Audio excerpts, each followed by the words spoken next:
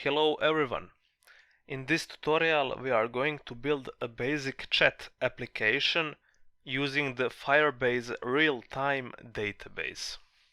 Basically, the app will allow user to create a chat room in which he can exchange messages with other users. Okay, so first go to the Google console and create a new project. Click on Add Firebase to your Android app. Then go to the Android Studio and copy the package name of your application and paste it into the appropriate input label. Skip the Save dialog and press Continue. Now copy the top dependency and paste it into the project's version of build.gradle settings. Then copy the bottom dependency and apply it in app's version of Gradle settings. And also add these two dependencies which are necessary in order to access the real-time database. After that, go to the settings panel and download the Google Services configuration file. Place it in the app folder of your application. Okay, so now let's see how this real-time database works. Click on Database label on the sidebar. First, let's go to this tab named Rules. Here we can configure who can access our database. By default, only the registered users with the Firebase can use the database.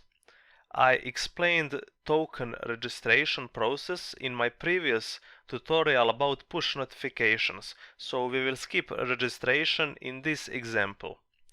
In order to allow non-registered users to access the database, we simply change our read and write permissions to true and then hit the publish button.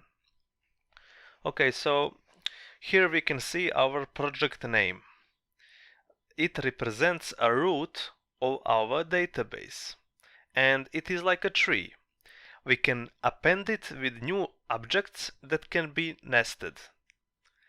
This allows us to create a new child which can also have children inside of it. And that's why it is perfect for chat application. So for an example, we can make a child named Android, which can be the name of the chat room.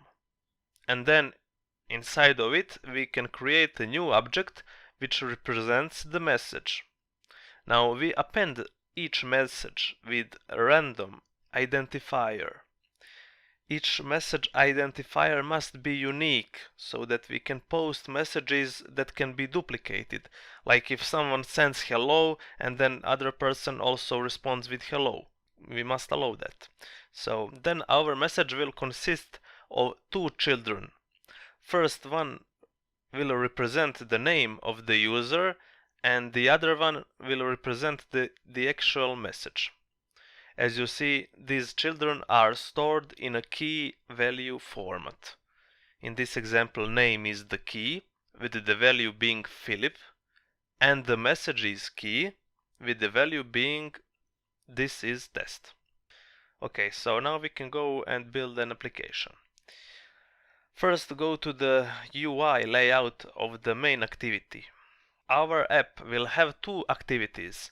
One that will be used for creating and listing the chat rooms, and the other activity that will allow us to chat with other people inside of the room. As you see here, I placed an edit text in which we type the name of the room. Then there is a button that sends a request to the Firebase and creates that room. And also I placed a list view that shows all available chat rooms. Okay, so in my main activity, I referenced all these views with the find view by ID method. Also, I created an array list in which we will store the active chat rooms. Before moving on, just please go to the manifest file and add the internet permission. Okay, so when the user opens the app, we should first ask him to enter the desired username. without username he can't use the app. So let's create a new method. And here we can use an alert dialog to ask for the username. We create a new edit text and bind it with the dialog using the setView method. Then we set the positive button on our dialog and we save the content from the edit text in this new variable. So just create this variable. Also set the negative button response for the dialog. In this case, we would not allow user to continue with the app, but for testing purposes, in this demo, we will just call the whole method again, so that the user is forced to enter the username. And at the end, just call the show method to reveal the dialog. Now let's set the click listener on the button which is responsible for creating chat rooms. In order to access the database, we use the database reference object. And to get the root of our database, we use the getRoot method. What we want now is to append the root of our database with children. These children are our actual chat room names. As I said earlier, everything is saved in a key value format. So to update the database, we must use a map. So we'll create a new hash map. And inside of the hash map, for the key, we will put the room name from the edit text that user fills up. And for the value, we will just type the quote marks, which represents nothing because we only need the name of the chat room. Then to append the root with this room name, call the root.updateChildren method and pass in the just created hash map.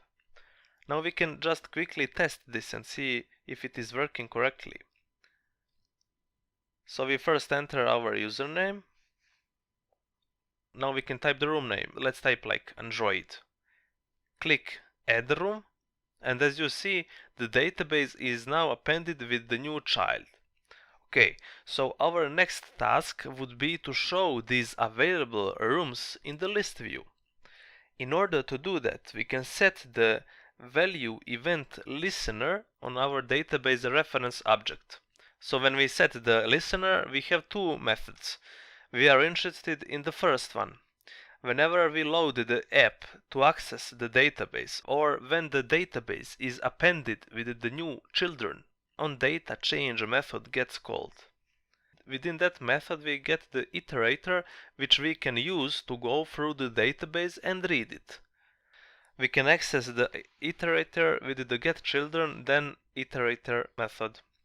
Note that we can read only the first level of children. So if we have nested children inside these rooms, we can't read them from this position. Okay, so then we use the hasNext method from the iterator, which reads database line by line. Inside of this condition, we should append our list.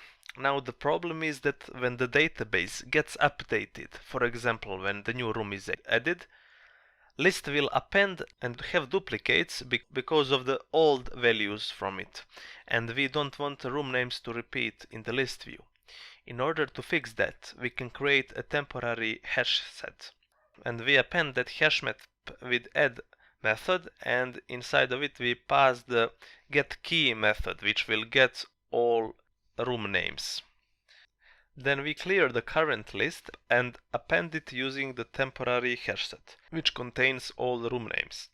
After that, to see the changes on the screen, update the list view adapter with the notify method. Now let's test again. As you can already see, the list view is appended with our room name. So let's add one more room.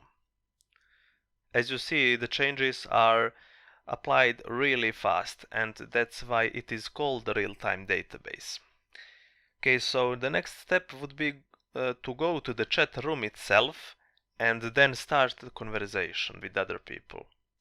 So to do that, we can create a new click listener for the list view. Here we create a new intent that will lead us to the new class which we will define in the second part of the tutorial.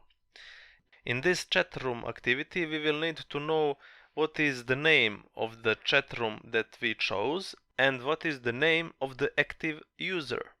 So we will use put extra method to send these values to the chat room class.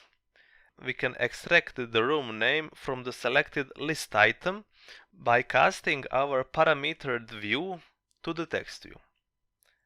And also we provide a username which we previously saved in a variable called name. Then just call the start activity. Okay, so in the second part of the tutorial we will build the actual chat room to send and receive messages. See you soon, bye.